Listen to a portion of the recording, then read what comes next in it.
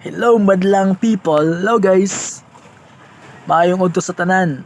So guys, grabe jud kayo sa atong panahon karon no kanang ang kaini sa adlaw ba kay lang kasakit mo dapat sa tong mga panit. Mao nang gi cancel ang klase karon no. Gihimong modular ang klase. Pero unsay nahitabo, unsa gibuhat sa uban ng mga estudyante?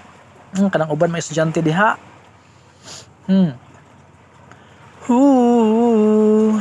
Nagdaot na nga atong panahon, perting initas kalibutan karon, ug ang mga klase gikansela. Mga estudyante perte noong lipaya. Perting lipayas mga estudyante, ang mga klase kay gikansela. Atuas mga resort karon, mga estudyante swimming noon. Di ba? Nice. Sorry ko daghan swimming karon.